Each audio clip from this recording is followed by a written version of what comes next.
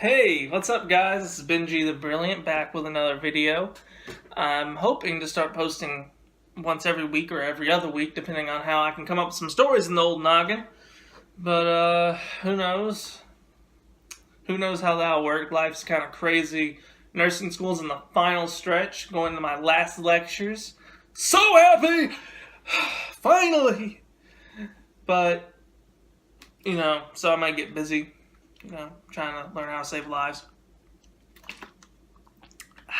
Humble bragging. This story is going to be about what happened one night at my last job.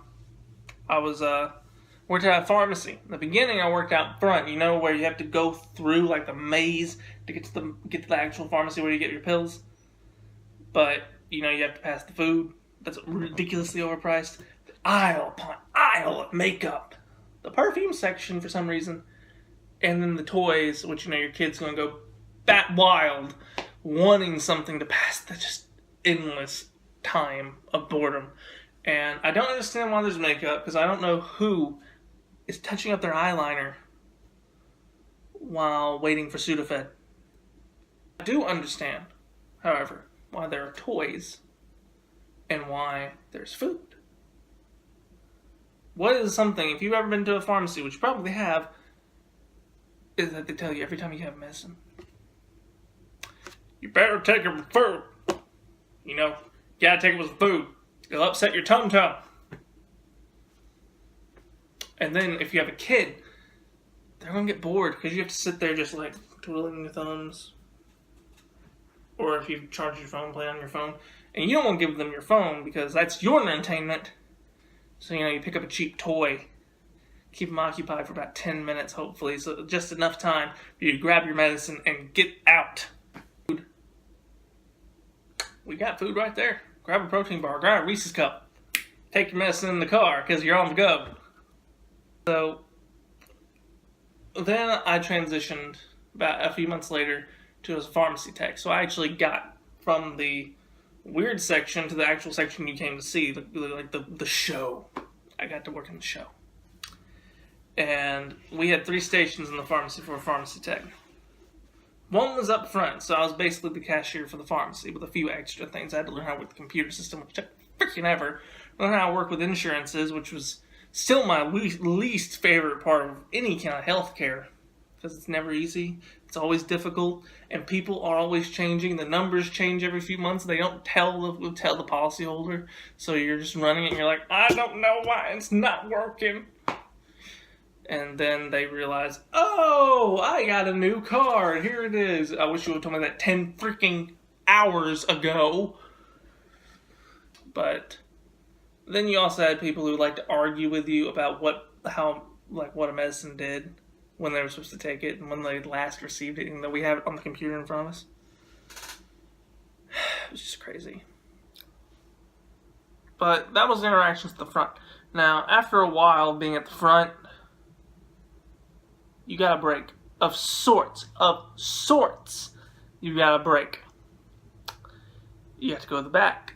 The filling station. So, you made sure you had enough pill bottles to actually fill the medications at all times. You restocked if a shipment came in, if you were there in the morning. And you also had the duty of having hands that moved like the flash on crack. Because you'd have like a stack this thick of orders to fill. Just on this little bitty plastic tray. You had this big bottle of pills. You dump it out on this little plastic tray. The letter open, just 50, 30. Send it out, labeled appropriately with the bottle it came from, so that the pharmacist could double check you. Because they have the letters behind their name. They have the letters in front of their name. They're the ones that have to know this crap. Even though, because I only have a certificate.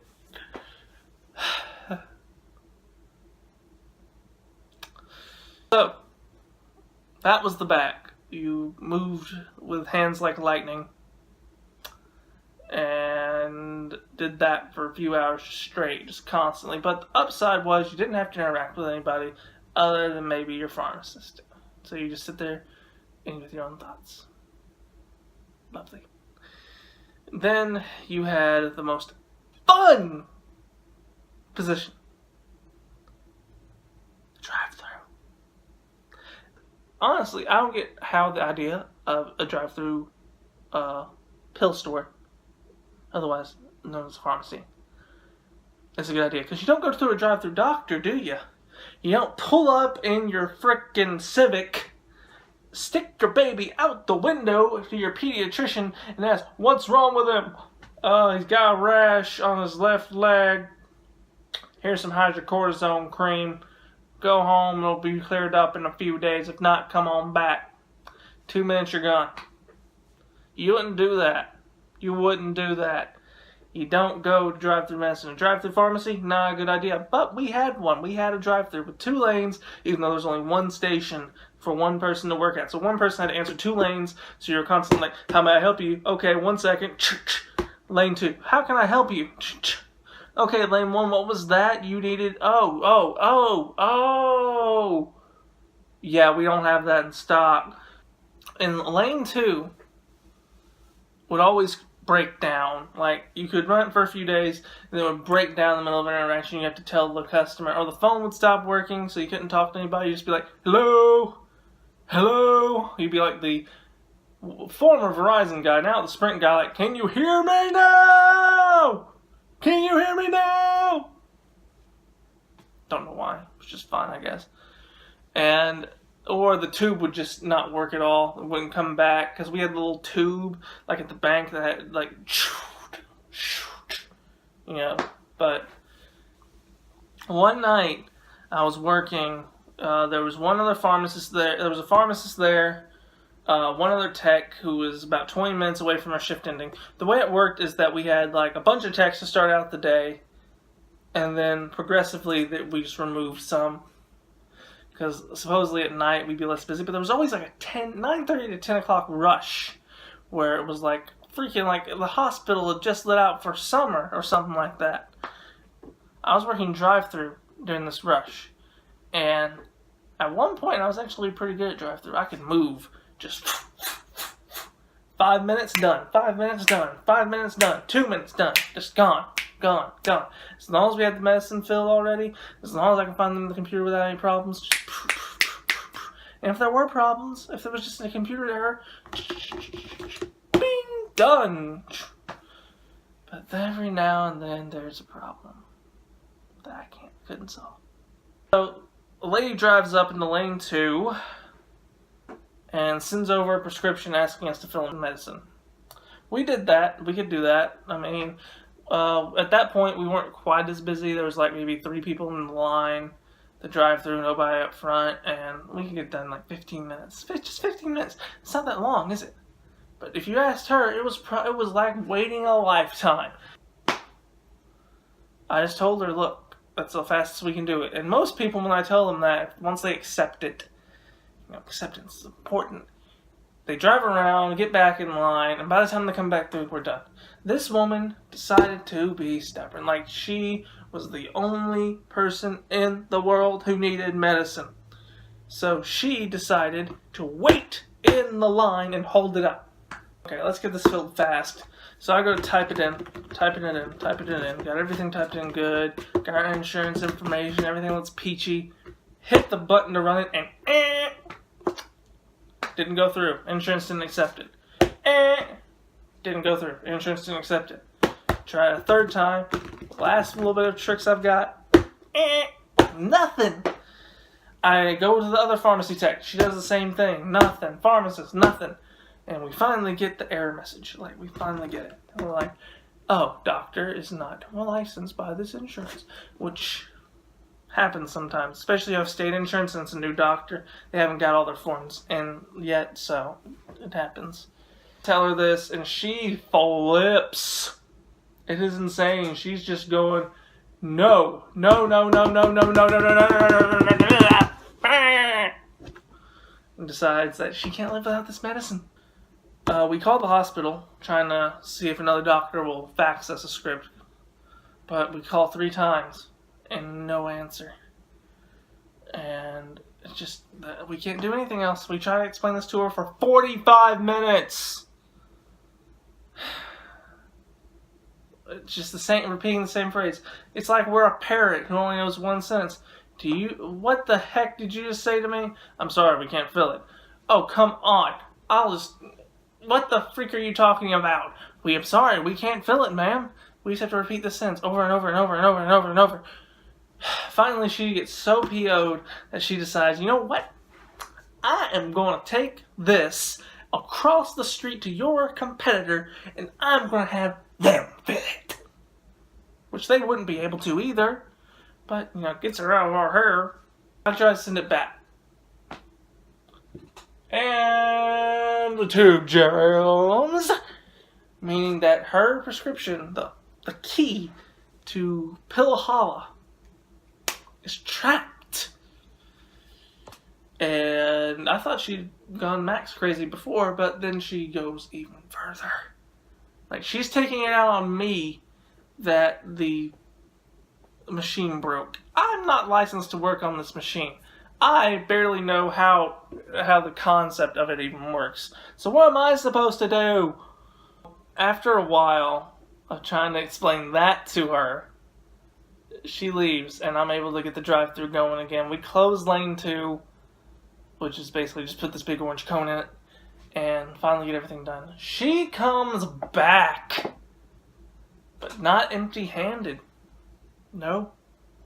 She has power tools! She has power tools! And she intends to break open that freaking tube like an Easter egg. So I tell my pharmacist, that's like, what are we gonna do? Should we call somebody? And then she's like, no, just go out there and help her. I'm like, say what?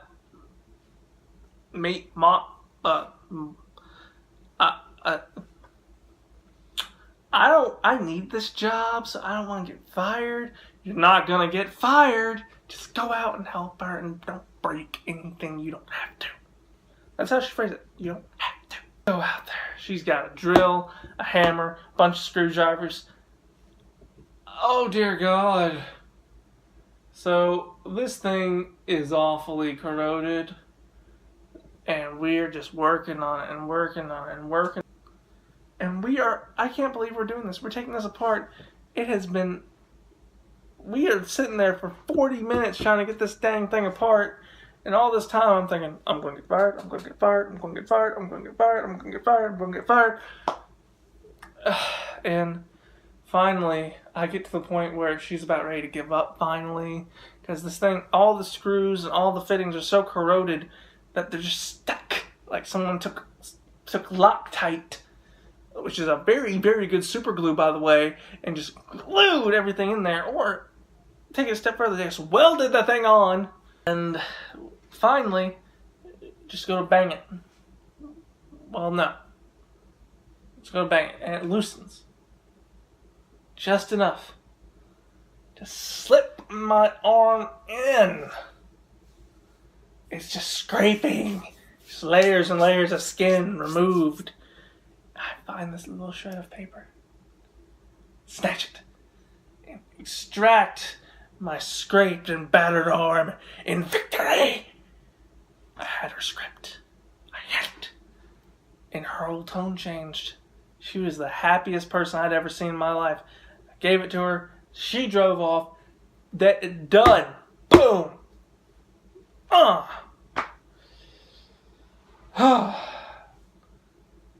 Lane 2 was closed for like a good 2 weeks, 2-3 weeks after that while we had it fixed. Apparently we messed it up pretty bad. But you know what? Pharmacist stuck up for me. Got to keep my job until I started nursing school. Yep, that's the story.